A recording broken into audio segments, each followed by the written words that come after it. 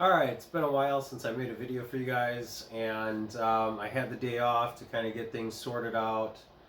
And so I thought I'd go ahead and make a video. As you can see, like, I got some big things changed, and you haven't been part of it, and I feel bad about that, so I'm going to catch you up to speed. We got some really amazing lizards. You guys are probably familiar, these two enclosures over here. If you can see that, if you're not getting too much of a glare from the lighting, and I'll show you the inside, don't worry.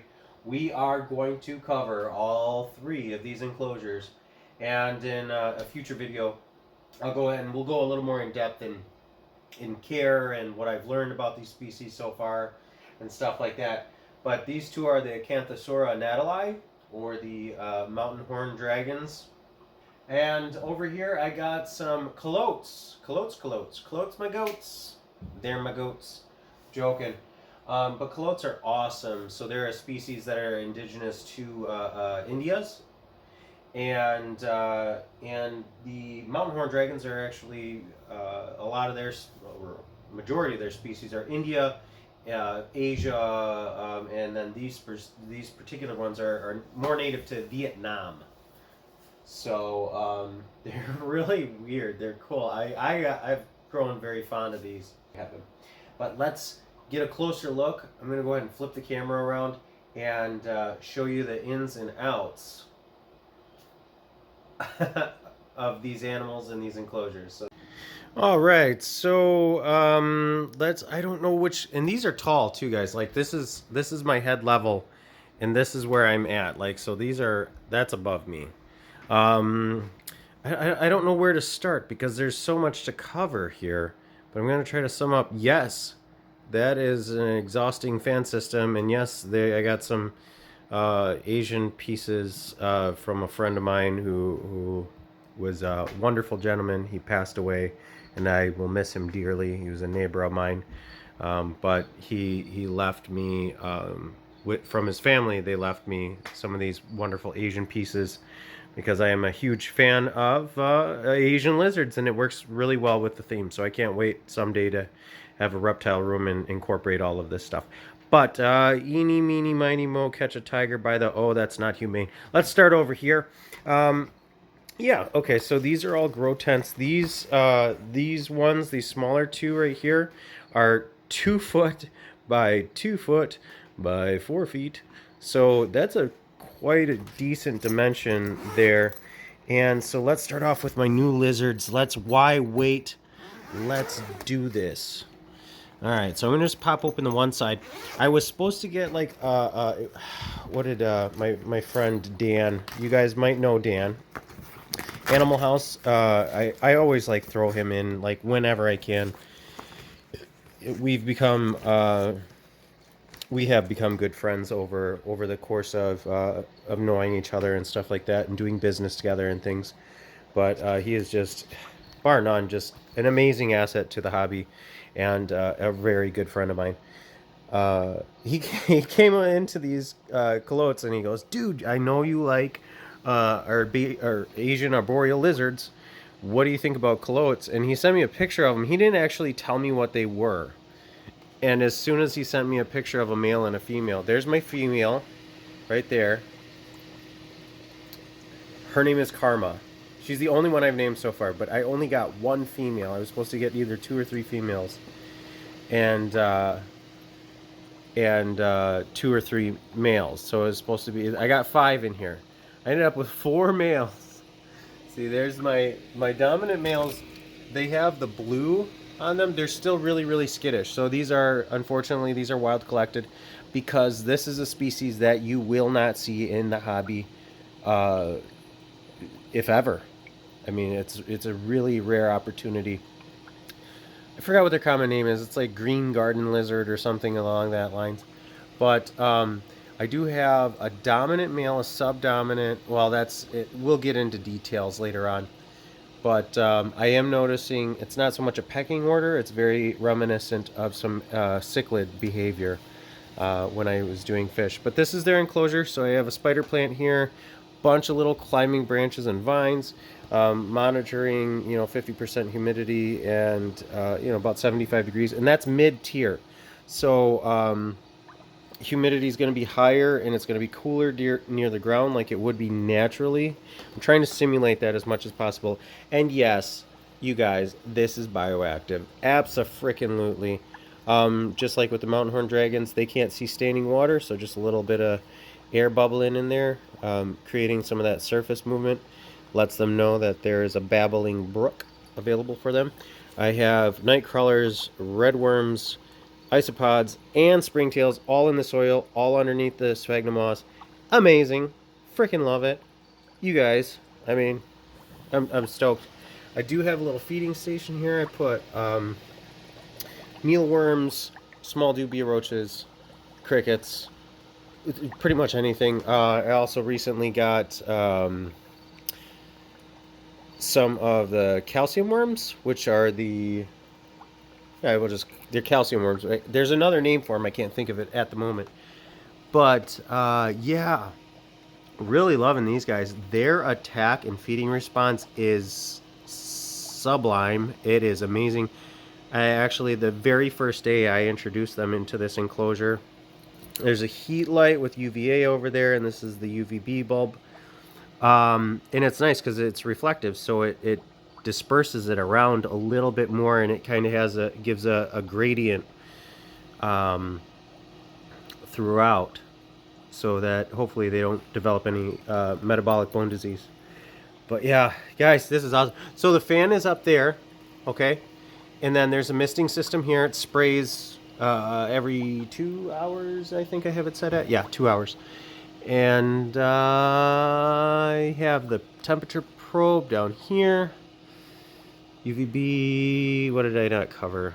Lizards like to climb on cords if you leave them accessible. I was thinking about, I might frame up some egg crate, but I'm worried that if they do get above it, I won't be able to get them out. So I kind of like just leaving it like this, and it's just vines for them to climb on. So that's my calotes. They're doing really great.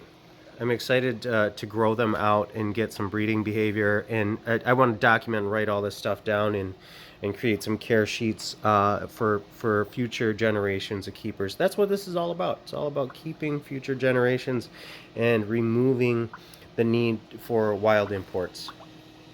Because at some point they have to come in wild, and then we no longer need to do that. Just like ball pythons or bearded dragons and etc. So, all right, let's wrap it up and move over to the next one. All right, and so from the fan that you just saw in the last video, it comes up here and it runs along all this ducting. It's just loosely fit over this so that air can escape around the sides, but for the most part, it blows it up through this vent, comes along. Oh no, don't knock over my stash juice. Actually, if anybody knows about these, chime in below in the comment section. I would like to know. I still get more information. These are still brand new to me. But there's the, I don't even know what this says. And it's weird because I thought if it was Japanese of sorts that the calligraphy would go down like that. It would read this and then you'd read that. But this one goes across, so I'm a little confused about it all. But anyway, so the ventilation comes along here and then it goes down into there. And then in here, you'll see we have this, and that's blowing warm air and just fresh air into the enclosure. It doesn't matter that it's warm. Same thing here. We got a UV light, UVA, and heat light. And then in here, we have my juveniles. So I got these nice big pieces of bamboo. And then here we got Tara. You guys are familiar with Tara. Hi, Bobby. He's a sweetie. And then Fauna's back here. So I separated these two from Rocky. Rocky is just a little too big, and I am noticing a pecking order. These are all live plants again. This is also bioactive. Night crawlers, red worms, isopods, springtails. Bubbling brook, good to go. Again, they can't see standing water. They need higher humidity. Yeah, it's just these. I love plants, so I always have them rolling around, and a little bromeliad there, some snake plants, and I try to incorporate some more plants that you would naturally find in Asia, which happen to be nice tropical indoor plants because they don't do fare well outside where it's cold. But again, here I just got a little humidity temperature reader. We got about 87 degrees in here and about 33% humidity. So it's a little warmer, a little hotter, but again, it's still cool towards the ground. Where is that? Do I have my temperature thing? I don't know where my temperature gun is. Shadow, quit being annoying. I'm making a video right now. Everybody can hear you. You're embarrassing me in front of my friends. So there's that. And then back up top here. So this ventilation cuts across over here into the big guy. And the big guy, I have a couple. So we got 83 degrees and 10% humidity at the very top of the enclosure. And let me go ahead and jump over to that one. All right, and shimmy ding dong, here we go. This is the vent. It blows in. You know, you can feel the fan. This is a pothos plant I planted in a little pot with some moss. Trying to keep that wet. It's going through a little bit of shock because it was in soil and it's not anymore, and it's close to a heat light and it's getting way more UV exposure. But I have a vine coming up across. I got the bamboo, big bamboo in the back. I got this cork hollow on a vine. My Nepenthes, guys, okay, so the red-eye croc skink enclosure, this was the Nepenthes that had those huge pictures on it, and it was doing well. And then I took it out of there because I ripped that enclosure down, and it started doing this vine thing. It tried to escape and get out of there, and now we're finally getting some shiny, nice, pretty green leaves. But it lost all the pictures. Check this out. New little picture right there, if it'll focus. That's awesome. And check this out back here, dude. Oh, man. Nice big Nepenthes picture right back there. So that is super, super cool. What do we got? The misting system is up here. LED light, 34%, 87. So yeah, we're looking at around 87 degrees, especially now that it's summertime. I did like cooling these down. Some of the plants I'm not as familiar with because I just picked them up from a greenhouse, and they weren't really labeled. A little bit of air going there just for, like I said, surface. All it needs to do is cause ripples on the water, because if the water's stagnant and still, it's invisible to the lizards. So they just need that little rippling going on. Yeah, then we got the little palm plant right there. I got a variegated spider plant down there. I got some moss, some real moss that I got. Here's my guy. This is geode. This is my adult male that I picked up. And then Rocky's in here somewhere. I don't know where the heck Rocky is. But he ended up twisting his arm. I feel like a jerk because I was taking him outside, and I took all three of these. I took Geode and Rocky, and Clover is the female in here. She's got the two boys, but she's an adult female, so she can hold her own. You know what I'm saying? Because the ladies are about it. Like, seriously. Like, I'm not joking. Like, she has messed me up. When I first got, she doesn't like people as much as the boys do. The boys are a little bit better. He's so pretty. Kind of want to hold this here, try to get a thumbnail of that. But she's darker and she changes colors, so she'll get these bright green striping on her. Yeah, this is all bioactive again. We got earthworms in here and isopods and springtails. There she is. She's right behind him. Look at her. She's all black right now, so when a lot of lizard species anyway that I've noticed that I've worked with, when they're not happy or for whatever reason, they get darker colors.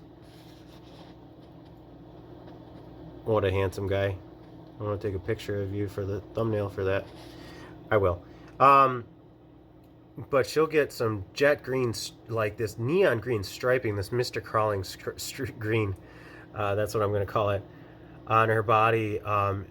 The spines on her back will turn green. She'll get green striping along the ridge above her eye and along her eye lip and on her body. It's really fantastic, guys. Like this does not even do it justice. In the males, that white area turns red when they fire up and get ready. If I could show you, we got some new growth here. That's awesome to see. I like that. And like I said, I'm getting new growth on this. Yeah, it's good to see the plants establishing really well. I mean, it's just fun.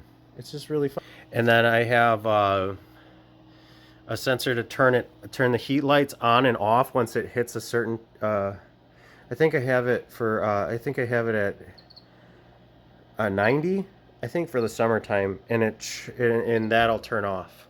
It's fully automated. The whole thing's fully automated. So, and then at nighttime, there's a timer. It shuts the whole system off. All the lights go off. Everything goes off. Doesn't matter. And I let it drop down to room temperature, about 68 degrees, and everybody gets to go to sleep. And the crickets were driving me crazy, but now they're kind of peaceful to go to sleep to. So, but anyway, so and then I'm using the Monsoon Multi 2 system from Exoterra. A little dusty. I should have wiped that off before the video. It's doing great. It's huge. It is massive compared to that little tiny one. For $40 more, you get this, and I have one sprayer on each one of my systems all the way down. So it's really cool, guys. All right, but that's it for me and my enclosures. I hope you guys like this video of my arboreal Asian lizards. And if you guys keep it crawling. Till next time, we'll see you real soon.